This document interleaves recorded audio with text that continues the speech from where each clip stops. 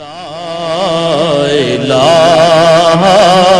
الا اللہ لا الہ الا اللہ حق لا الہ الا اللہ لا الہ۔ پروردگار، میں نے ایک بے آب و گیا وادی میں اپنی اولاد کے ایک حصے کو تیرے محترم گھر کے پاس لا بسایا ہے۔ پروردگار، یہ میں نے اس لیے کیا ہے کہ یہ لوگ یہاں نماز قائم کریں، لہٰذا تو لوگوں کے دلوں کو ان کا مشتاق بنا اور انہیں کھانے کو پھل دے، شاید کہ یہ شکر گزار بنے۔ یہ شہروں کی ماں مکہ مکرمہ کے قیام کے وقت کی دعا تھی جو حضرت ابراہیم علیہ السلام نے بی بی ہاجرہ اور اپنے صاحبزادے حضرت اسماعیل علیہ السلام کو سنگلاخ پہاڑیوں کے درمیان آباد کرتے وقت کی، اور اللہ کی مدد سے اس قدیم گھر کو تعمیر کیا۔ وہ اللہ کے گھر کی تعمیر کے ساتھ ساتھ پورے ایمان اور اخلاص کے ساتھ اپنے زبردست خالق سے دعا کرتے جاتے تھے کہ زندگی سے آری اس لق و دق صحرا کو ایسا مرکز بنا دے جہاں انسانوں کے دل اللہ کی یاد سے معمور رہیں۔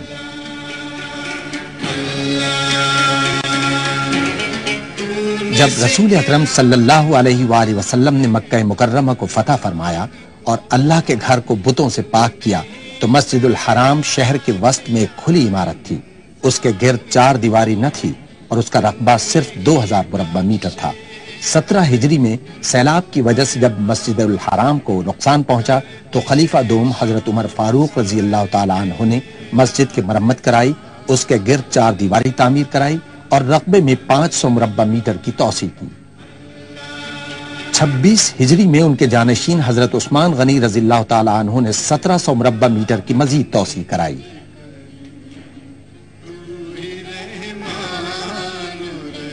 مسجد حرام کی 4 دیواری میں توسیع سن 65 ہجری میں حضرت عبداللہ بن زبیر رضی اللہ تعالیٰ عنہ نے کرائی، جس کے نتیجے میں اس کا رقبہ 3300 مربع میٹر ہوا۔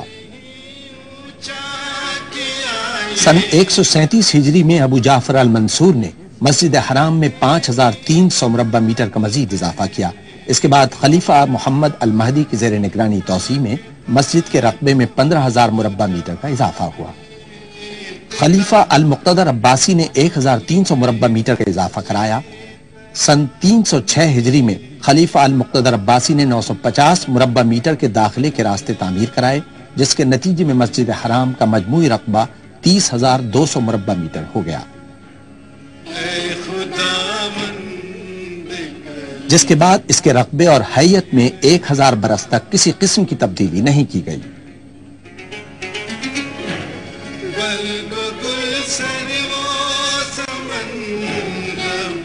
سعودی مملکت کے بانی شاہ عبدالعزیز السعود نے 1000 سال کے طویل وقفے کے بعد پہلی مرتبہ مسجد الحرام میں توسیع کرائی۔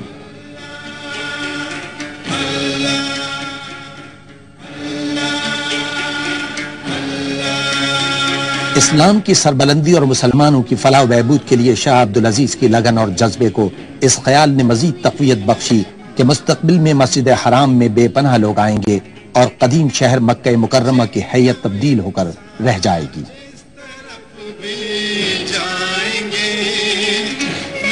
مسجد الحرام اور اطراف کے شہر کو تبدیل کر ڈالنے کے لیے شاہ عبدالعزیز کی زیر نگرانی توسیع 4 ربیع الثانی سن 1375 ہجری کو شروع ہوئی۔ مسا یعنی صفا و مروہ کے درمیان سعی کے راستے کی تعمیر سے اس کا آغاز ہوا۔ یہ مقدس راستہ بی بی ہاجرہ علیہ السلام کے نقش قدم پر کوہ صفا اور مروہ کے درمیان ہے۔ اس راستے کو مسجد میں شامل کرنے کا فیصلہ کیا گیا، چنانچہ شہر کے بعض حصے مسجد میں شامل ہونا تھے۔ حاجیوں اور دیگر عبادت گزاروں کو صفا اور مروہ کی سعی کھلے آسمان کے نیچے کرنا پڑتی تھی۔ انہیں صحرا کی شدید گرمی، ریت اور بازار کی رکاوٹوں کا سامنا کرنا پڑتا تھا۔ اس طرح توسیع کے کام کے پہلے مرحلے میں مسا کو مسجد الحرام میں شامل کر لیا گیا۔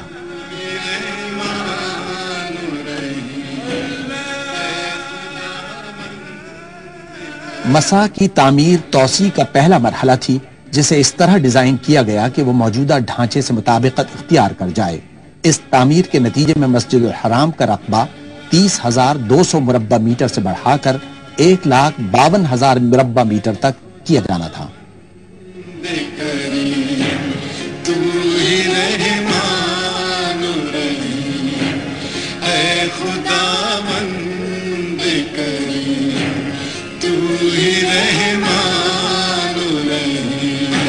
مسجد الحرام کی توسیع کا کام 20 سال سے زائد عرصے تک جاری رہا۔ مسجد کے آس پاس واقع قدیم روایتی شہر کے مکانوں اور عمارتوں کو پہلے منہدم کیا گیا تاکہ شاندار تعمیراتی کام کے لیے راہ ہموار کی جا سکے، جبکہ مطاف سے قدیم عمارت کو صاف کر دیا گیا جس میں آب زمزم کے کنویں کا بالائی حصہ بھی شامل تھا، جسے مطاف کے نیچے دوبارہ تعمیر کیا گیا۔ عمارت کے ڈھانچے میں تبدیلی سے اس کی گنجائش ایک وقت میں 3,500 سے بڑھ کر 30,000 نمازیوں کے قریب ہو گئی۔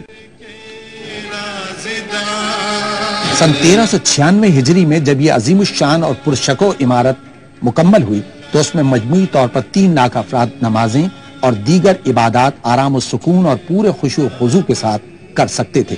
لیکن پہلی سعودی توسیع کی تکمیل کے ساتھ ہی سعودی عرب اور مسلم دنیا میں بے پناہ معاشرتی تبدیلیوں کا آغاز بھی ہو گیا، جس کے نتیجے میں انگنت عازمین حج مکہ مکرمہ آنے لگے۔ یوں مسجد حرام اور شہر پر دباؤ میں بے پناہ اضافہ ہو گیا۔ ان تبدیلیوں سے عہدہ برا ہونے کے لیے سعودی حکومت نے مسجد الحرام کی سہولتوں میں اضافے کے پروگرام پر عمل درآمد کیا، جس میں مطاف کے راستے کے خالص اور سفید سنگ مرمر سے تبدیلی بھی شامل تھی۔ اس سنگ مرمر کی خوبی یہ ہے کہ اس کی بدولت شدید گرمی میں بھی پیر ٹھنڈے رہتے ہیں۔ سن 1406 ہجری میں خادم حرمین شریفین شاہ فہد بن عبدالعزیز السعود نے پہلی سعودی توسیع کے دوران تعمیر کی جانے والی چھت کی تزئین و آرائش کی ہدایت کی تاکہ مزید 84,000 نمازیوں کی گنجائش نکالی جا سکے۔ خادم حرمین شریفین نے مسجد الحرام کی عمارت کی حدود کے باہر 5 اسکیلیٹرز کے لیے اضافی عمارتوں کی تعمیر کا بھی حکم دیا۔ اس ڈھانچے کو، جن میں سے ہر ایک 375 مربع میٹر رقبے کا ہے، رش کے زمانے میں عام سیڑھیوں کے علاوہ چھت پر آنے جانے کے لیے اضافی سہولت کی فراہمی کے لیے تعمیر کیا گیا تھا۔ ان ایسکیلیٹرز کی تعمیر کا بنیادی مقصد خاص طور پر ضعیف افراد اور بچوں کو پہلی منزل اور چھت کے علاقوں تک آمد رفت کی سہولتیں فراہم کرنا تھا۔ سٹین لیس اسٹیل کے اسکیلیٹرز کی روایتی عرب طرز تعمیر کے مطابق تزئین و آرائش کی گئی۔ ان میں ہر گھنٹے 15,000 افراد کے اوپر آنے جانے کی گنجائش ہے۔ پہلی سعودی توسیع کے بعد کی جانے والی ان تبدیلیوں کے نتیجے میں مسجد الحرام کی گنجائش بڑھ کر 4 لاکھ افراد ہو گئی۔ جدید کمرشل فضائی ٹرانسپورٹ کے آغاز کے بعد حجاز مقدس آنے والے عازمین حج کی تعداد میں بے پناہ اضافے کے بعد ایک مرتبہ پھر بہترین منصوبہ بندی کی ضرورت محسوس کی گئی۔ 2 صفر سن 1409 ہجری کو خادم حرمین شریفین نے مسجد الحرام کی گنجائش کو دگنا کرنے کے منصوبے کا سنگ بنیاد رکھا، جنہیں اللہ تعالیٰ مومنین کی مستقبل کی نسلوں کی خدمت اور اسلام کی سربلندی کے لیے قائم و دائم رکھے۔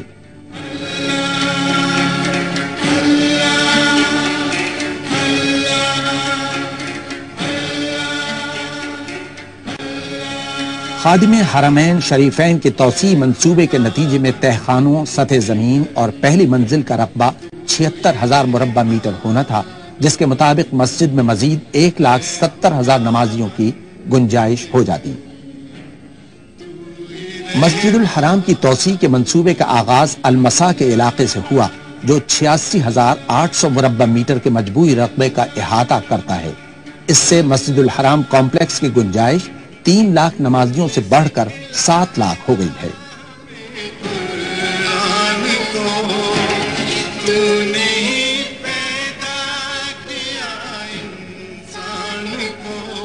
تعمیر کے کام کے آغاز سے کئی برس قبل مسجد سے ملحق سوق صغیر کو منہدم کر دیا گیا تاکہ نئی توسیع کے لیے جگہ نکالی جا سکے۔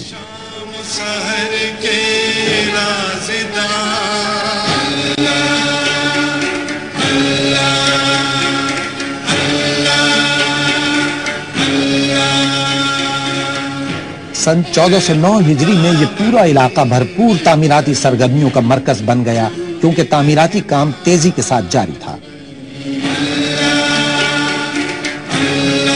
تہخانوں کے علاقوں کو ہموار کرنے کے لیے گہری کھدائی کی گئی کیونکہ تہخانوں کو پورے کمپلیکس کے نیچے تیار کرنا تھا جہاں نماز کی جگہ کے علاوہ مسجد کی ضروریات اور خدمات کی فراہمی کا اہتمام کیا جانا تھا۔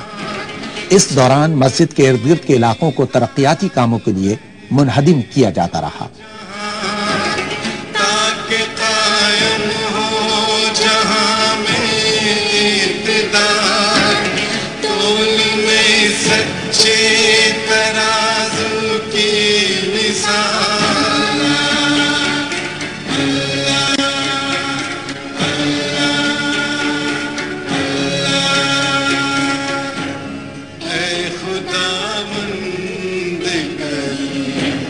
علاقے سے متعدد قدیم اور روایتی عمارتوں اور مکانوں کو گرا دیا گیا تاکہ تعمیراتی کام کو ممکن بنایا جا سکے۔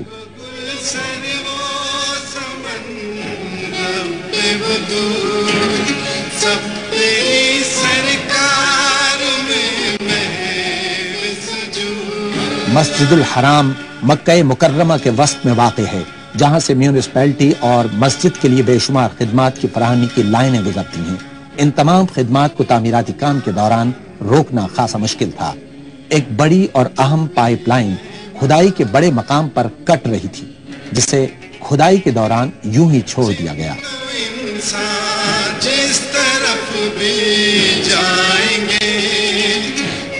بنیادی ضرورت کی پائپ لائنوں کو برسہ برس میں کسی منصوبہ بندی کے بغیر حسب ضرورت بچھایا گیا تھا جس کے نتیجے میں اس مقام سے گزرنے والی نالیوں، کیبلز اور پائپوں کا ایک جنگل وجود میں آ گیا تھا۔ متعدد لائنوں کو دوسری سمتوں میں موڑ دیا گیا جبکہ دیگر بنیادی ضروریات کو ایک ہی مقام سے مربوط انداز میں گزارنے کے لیے کافی گہرائی میں کھدائی کی گئی۔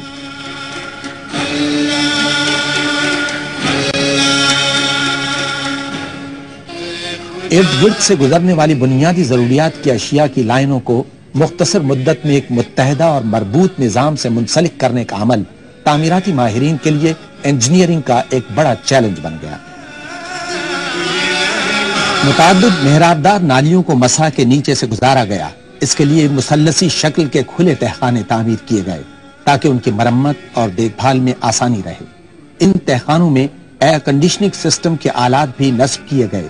پانی کی فراہمی و نکاس کی لائنوں، ہائی ٹینشن کیبلز اور ٹیلی فون لائنوں کے لیے محرابدار نالیاں یا کلورٹس بے حد مفید تھے جن سے نہ صرف مسجد الحرام کی خدمت بلکہ آس پاس واقع بلدیاتی اضلاع کو بھی سہولت ہوئی۔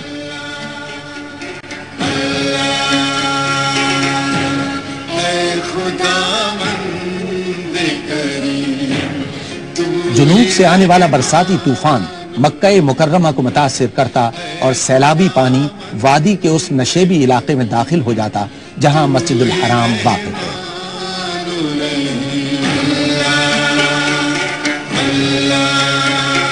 اس سیلابی پانی سے مسجد الحرام اور اطراف کا علاقہ زیر آب آ جاتا ہے۔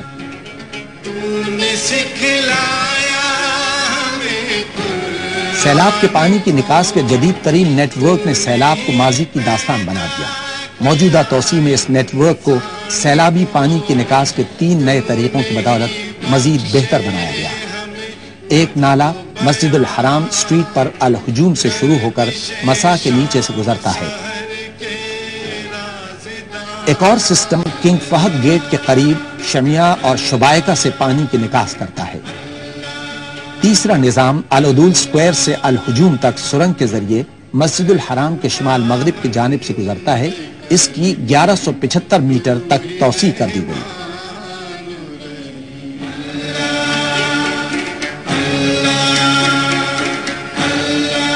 توسیعی مقام پر کھدائی کے دوران زیر زمین پانی کے ٹیسٹ کیے جاتے رہے تاکہ بنیاد کے کام کے لیے راہ ہموار ہو سکے۔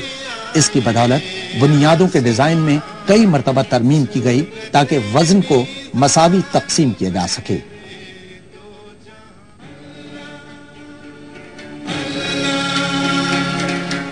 نئی توسیع میں 1 میٹر ٹھوس سلیبز بچھائے گئے جسے غیر ہموار بنیاد کہا گیا۔ یہ بنیاد اتنی مضبوط ہے کہ اس پر مستقبل میں پوری اضافی منزل تعمیر کی جا سکتی ہے اور یہ سٹرکچر عمارت کو ہر قسم کے زلزلے سے بھی محفوظ رکھے گا۔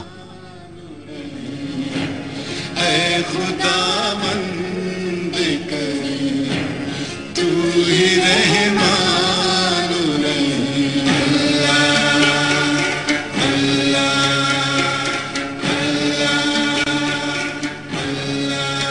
سانچے میں تیار کی گئی بنیاد پر واٹر پروف جھلی بچھائی گئی تاکہ سٹرکچر کو بڑھتی ہوئی نمی سے محفوظ رکھا جا سکے۔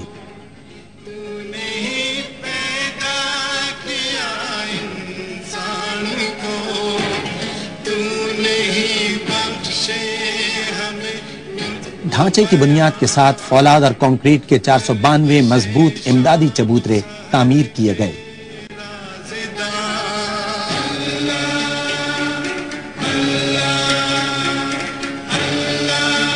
یہ چبوترے تہخانے کی سطح سے اٹھائے گئے، جن کی مدد سے دائرے اور مربع نما معاون ستون تعمیر کیے گئے جو زمین اور پہلی منزل تک محیط ہیں۔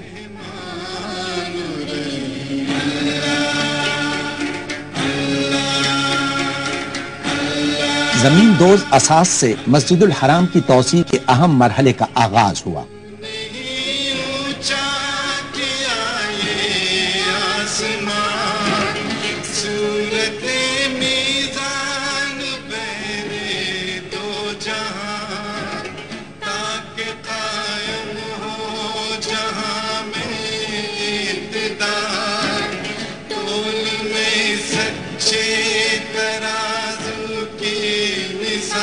اس مرحلے میں تعمیراتی ماہرین کو 2 غیر معمولی چیلنجوں کا سامنا کرنا پڑا۔ پورے تعمیراتی کام کے دوران توسیع اور موجودہ حصوں میں پیدل چلنے والوں کا راستہ کھلا رکھنا ضروری تھا تاکہ نمازیوں کو مسجد تک آمد رفت میں کسی قسم کی مشکل کا سامنا نہ کرنا پڑے۔ دوم یہ کہ تعمیراتی مقام پر جگہ کی کمی اس امر کا تقاضا کرتی تھی کہ مٹیریل کو تعمیراتی مقام سے دور رکھا اور تیار کیا جائے۔ چنانچہ کنکریٹ مکسنگ پلانٹ کوڈے میں بنایا گیا۔ اس مقام پر 3 لاکھ مکعب میٹر کنکریٹ تیار کیا گیا۔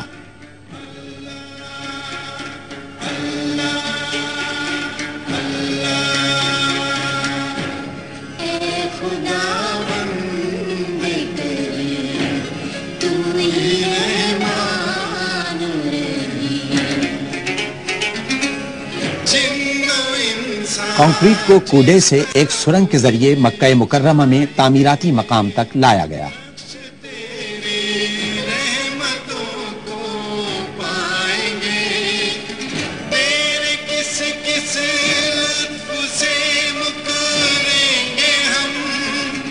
خادم حرمین اور شریفین نے منصوبہ بندی اور تعمیر کے ہر مرحلے میں ذاتی دلچسپی لی۔ وہ تعمیراتی مقام کے باقاعدگی سے دورے کرتے رہے، جس کے دوران انہیں تعمیراتی کام کی پیش رفت سے آگاہ کیا جاتا رہا۔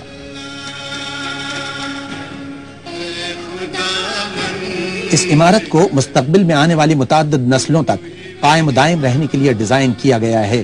چنانچہ تعمیر کے پورے منصوبے میں عمارت کی مضبوطی اور استحکام پر خاص توجہ دی گئی۔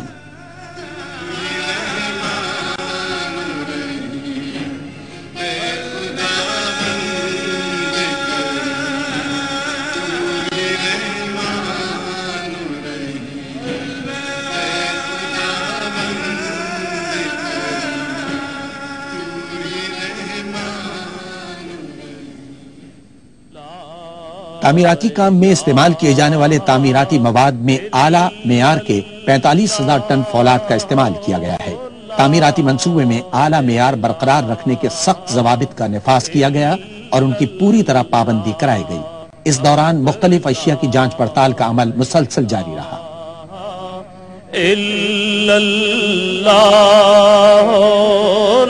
تعمیر میں مٹی کے بجائے مصنوعی پتھر کے اجزاء کو ان کی مستقل صورت میں استعمال کیا گیا اور یہ سپر سٹرکچر کی تکمیل میں معاون ثابت ہوا، جس سے مضبوطی کے ساتھ ساتھ حسن میں بھی اضافہ ہوا۔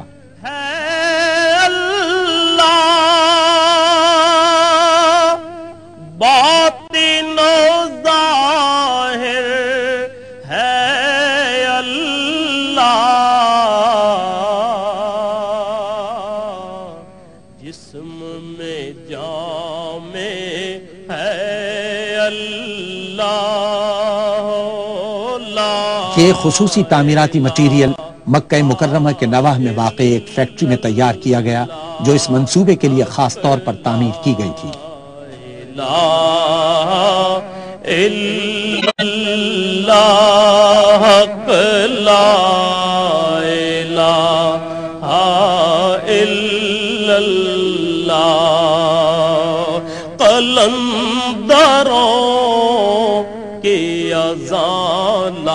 مسا کے علاقے میں بنیادی سہولتوں کے زیر زمین پیچیدہ جال کے ارد گرد واقع داخلی راستے بڑی خوبصورتی سے سجائے گئے۔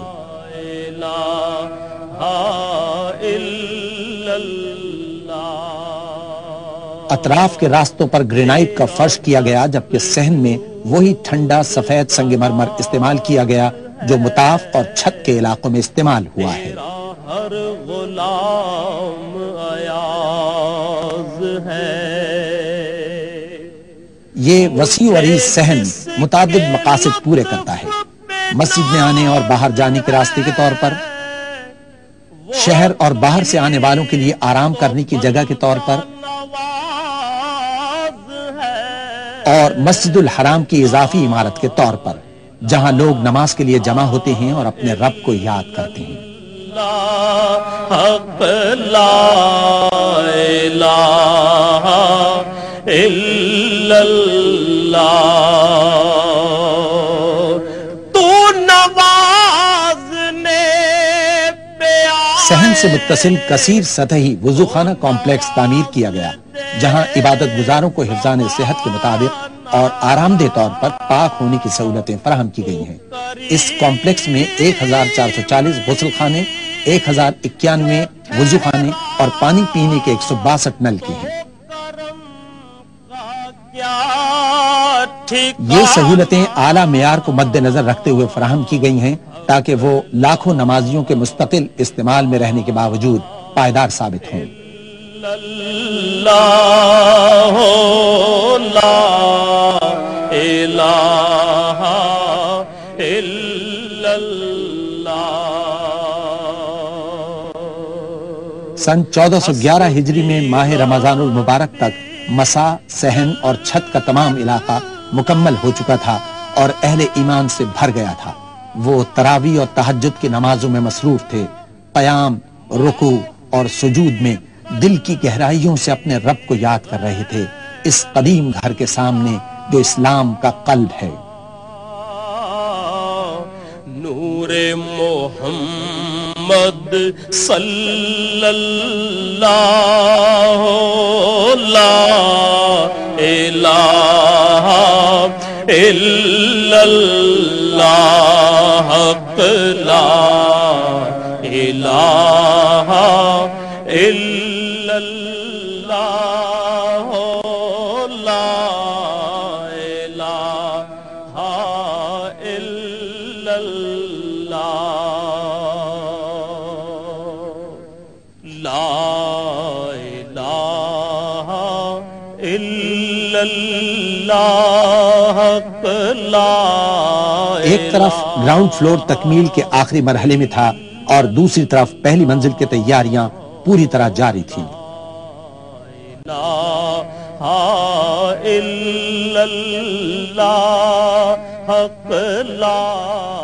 اس کے ساتھ ہی منصوبے کا اگلا مرحلہ شروع ہوا۔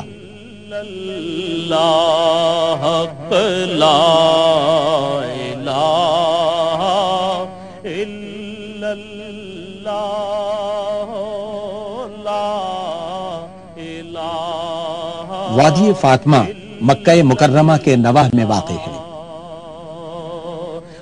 یہاں دیسی سنگ مرمر کا وسیع ذخیرہ موجود ہے جس نے پہلی سعودی توسیع کے دوران بیرونی آرائش میں نمایاں کردار ادا کیا تھا۔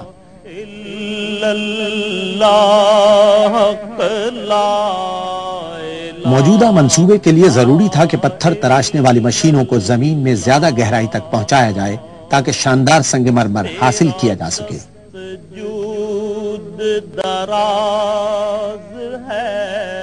سنگ مرمر کے بڑے بڑے ٹکڑوں کو وادی فاطمہ سے 50 کلومیٹر دور جدہ کے نواح میں سعودی ماربل اینڈ گرینائٹ فیکٹری تک لایا گیا جو مشرق وسطی میں اپنی نوعیت کی سب سے بڑی اور جدید ترین سہولت ہے۔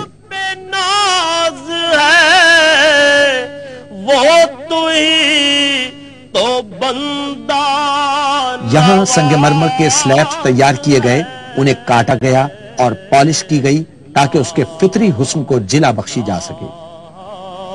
الا اللہ حق لا الہ الا اللہ۔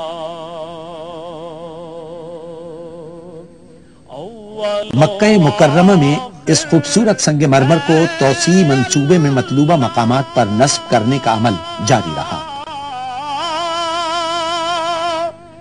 باطن و ظاہر ہے اللہ،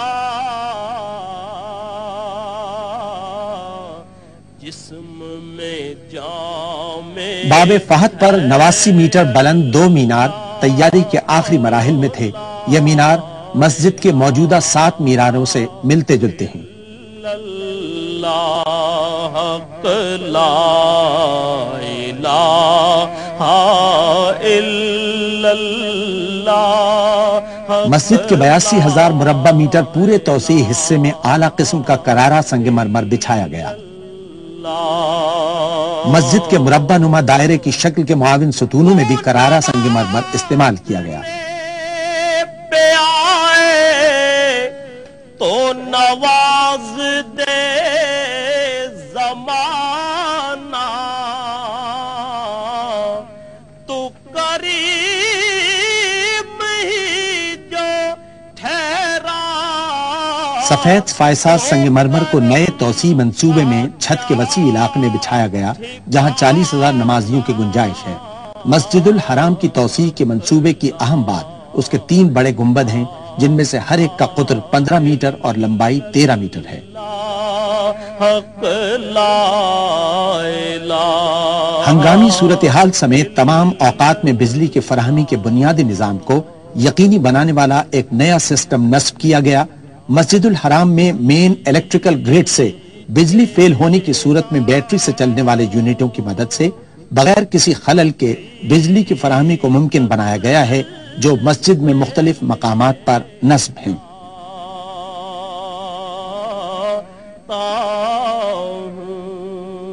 یہ یونٹ ایسکیلیٹرز، ساؤنڈ سسٹم اور فائر الارم کو عبوری طور پر بجلی فراہم کر رہے ہیں۔ یہ اس وقت تک ضروری لائٹوں کے لیے بجلی فراہم کریں گے جب تک خودان کے مقام پر ایک نیا سٹینڈ بائی پاور پلانٹ کام شروع نہ کر دے۔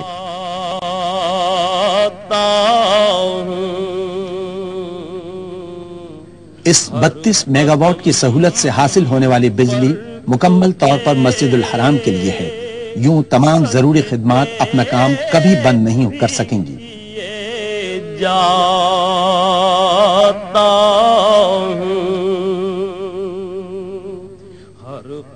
ایسکیلیٹرز کی 2 اضافی عمارتیں بھی نئی توسیع کا حصہ بنیں۔ سجدے بھی کیے۔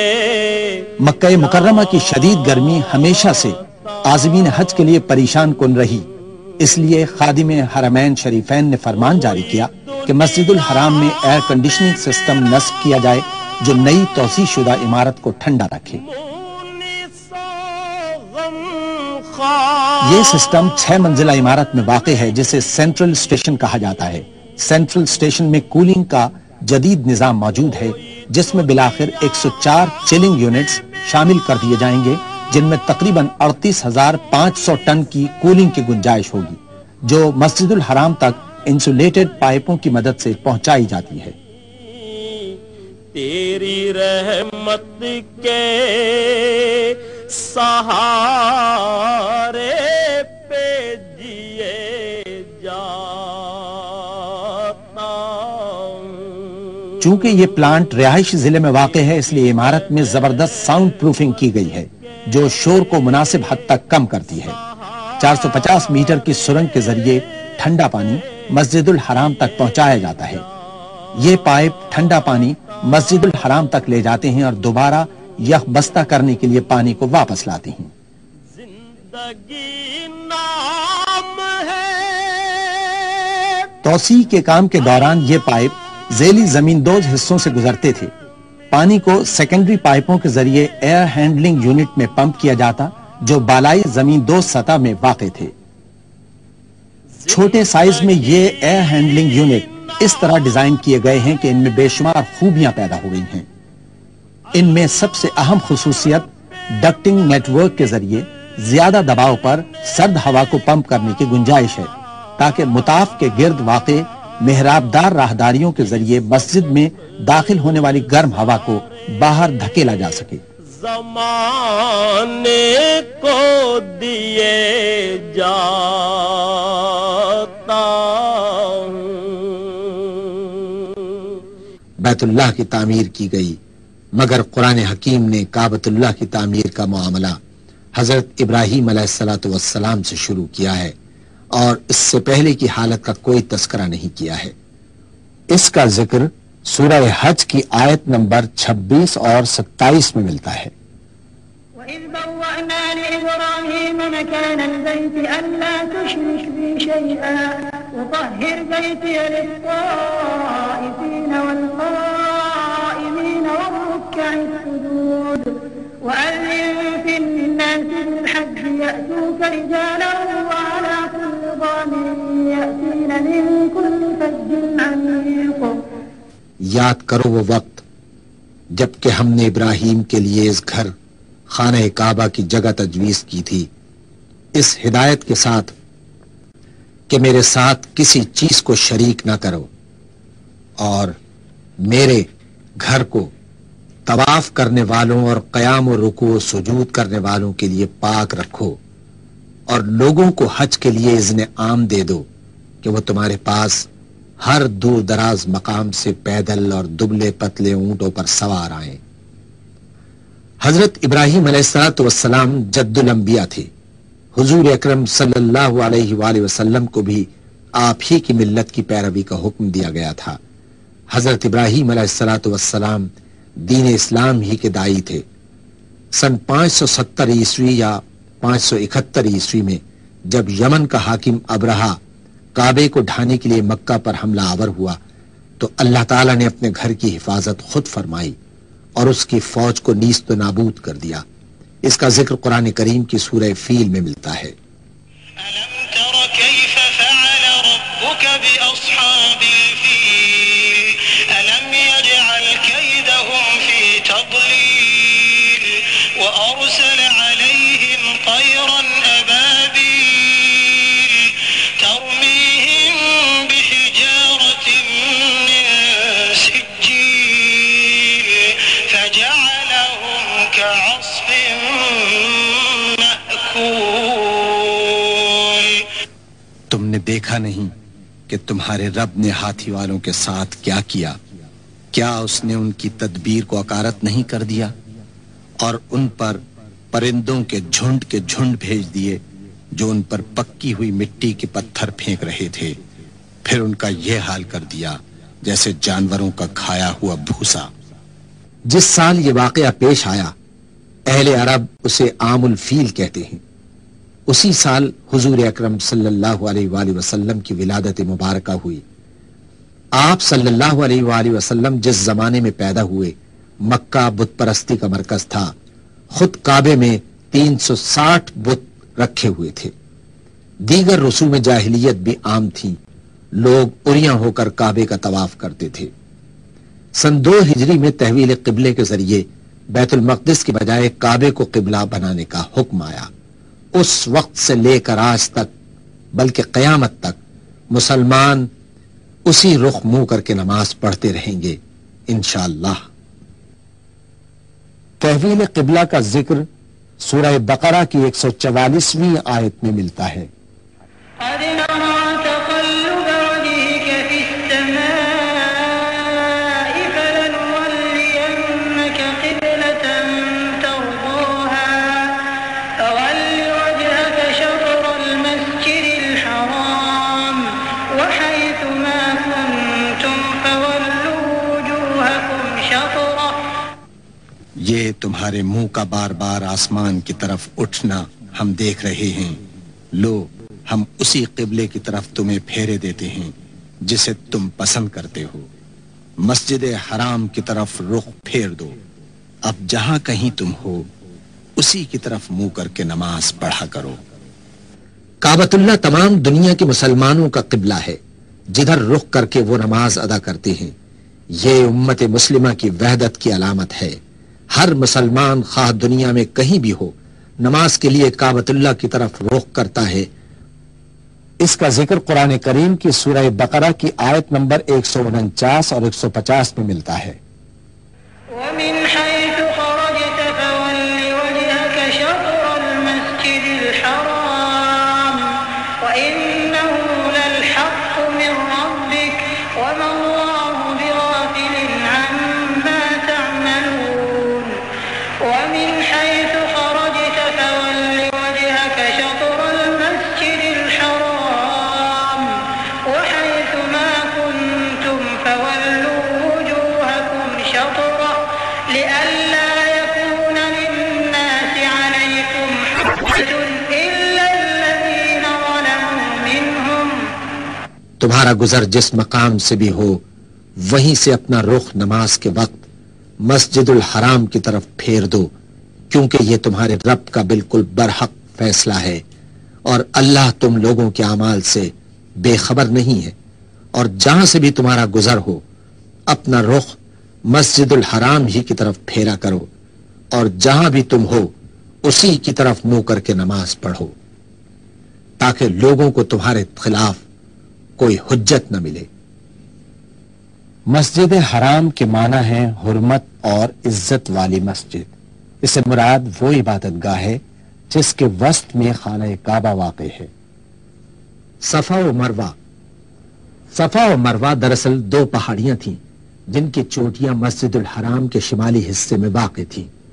اس کے قریب ہی وہ جگہ تھی جہاں حضرت ابراہیم علیہ السلام اللہ تعالیٰ کے حکم کی تعمیل میں اپنی نیک بی بی حضرت ہاجرہ اور اپنے فرزند حضرت اسماعیل علیہ السلام کو چھوڑ گئے تھے۔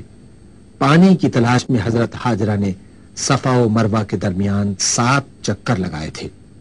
ان پہاڑیوں کا درمیانی حصہ نشیب میں تھا، لہذا بی بی ہاجرہ ننھے اسماعیل کی نظر سے اوجھل ہو جانے کے سبب اس جگہ سے دوڑ کر گزرتی تھیں۔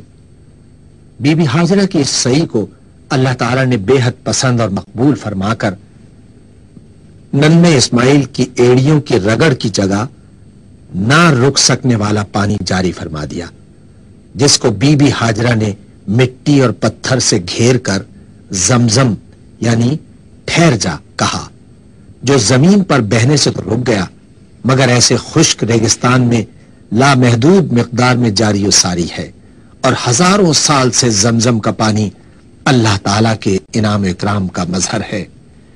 چنانچہ ہر حاجی اور عمرہ کرنے والے کو بی بی ہاجرہ کی پریشانی اور پانی کی صحیح کی اتباع میں صفا اور مروہ کے درمیان 7 چکر لازمی لگانے کا حکم ہے، اور یہ حج اور عمرے کے مناسک میں شامل ہے۔ قرآن کریم میں سورہ بقرہ کی 158ویں آیت میں ارشاد ہوتا ہے،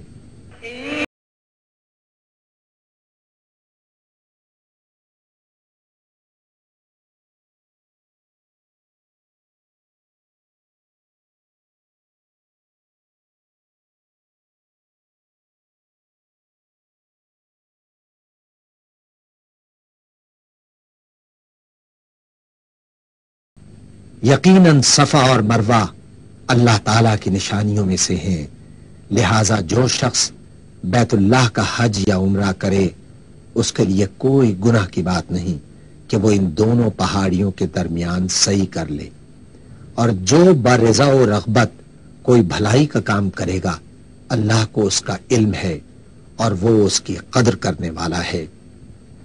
سن 8 ہجری میں آپ صلی اللہ علیہ وآلہ وسلم نے اللہ کے حکم سے جنگ و جدال کے بغیر مکہ فتح کیا۔ اس سے اسلام میں ایک نئے دور کا آغاز ہوا۔ کفر و شرک کے تمام انبار جو کعبے کے گرد جمع ہو گئے تھے اب صاف کر دیے گئے۔ خود حضور اکرم صلی اللہ علیہ وآلہ وسلم اپنی چھڑی سے انہیں گراتے جاتے اور پڑھتے جاتے تھے، حق آ گیا اور باطل مٹ گیا، باطل تو مٹنے ہی والا ہے۔ سن 9 ہجری کے حج کے موقع پر مکہ مکرمہ پر رسول اللہ صلی اللہ علیہ وآلہ وسلم کا عملی تسلط پہلی دفعہ ہوا، جبکہ اس موقع پر آپ صلی اللہ علیہ وآلہ وسلم خود شریک نہیں تھے، بلکہ حضرت ابوبکر صدیق رضی اللہ تعالی عنہ نے امیر الحج کے فرائض انجام دیے اور نئے انتظامات کا اعلان کیا۔ حضرت علی کرم اللہ وجہہ نے سورہ توبہ کی آیات پڑھ کر اعلان کیا، اس سال کے بعد مشرکین کو بیت اللہ میں داخل ہونے کی اجازت نہیں، کیونکہ وہ ناپاک یعنی نجس ہے۔ سن 10 ہجری میں حضرت صلی اللہ علیہ وآلہ وسلم نے خود حج کی قیادت فرمائی، یہی حجۃ الوداع تھا۔ اس موقع پر ایک بھی مشرک موجود نہ تھا۔ کعبہ بلا شرکت غیر مسلمانوں کا مقدس حرم بن گیا۔ حج کے اکثر مناسک میں بنیادی حیثیت کعبے ہی کو حاصل ہے۔ سورہ بقرہ میں ارشاد ہوتا ہے، وَإِذْ جَعَلْنَا الْبَيْتَ مَثَابَةً لِلنَّاسِ وَأَمْنًا وَاتَّخِذُوا مِن مَّقَامِ إِبْرَاهِيمَ مُصَلًّى وَعَهِدْنَا إِلَىٰ إِبْرَاهِيمَ وَإِسْمَاعِيلَ أَن طَهِّرَا بَيْتِيَ لِلطَّائِفِينَ وَالْعَاكِفِينَ وَالرُّكَّعِ السُّجُودِ۔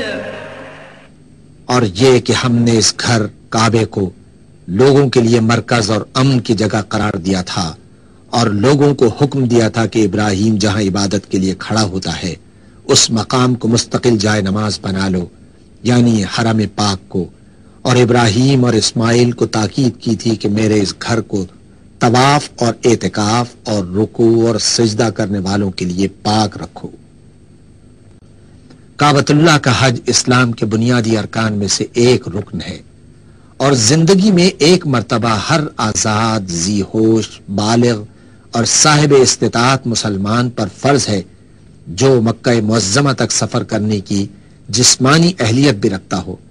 اس کا ذکر سورہ آل عمران میں آیت نمبر 97 میں ملتا ہے۔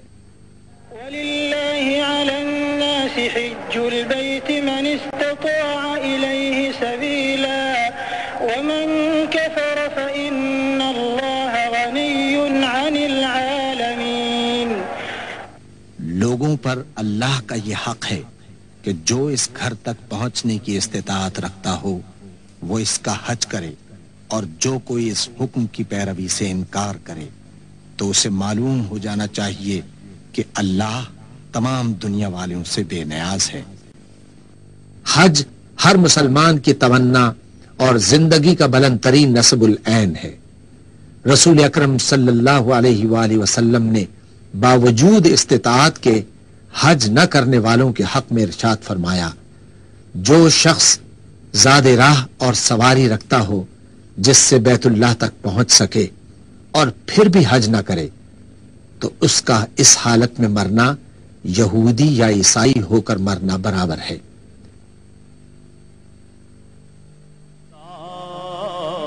لا الہ الا اللہ، لا الہ الا اللہ، لا الہ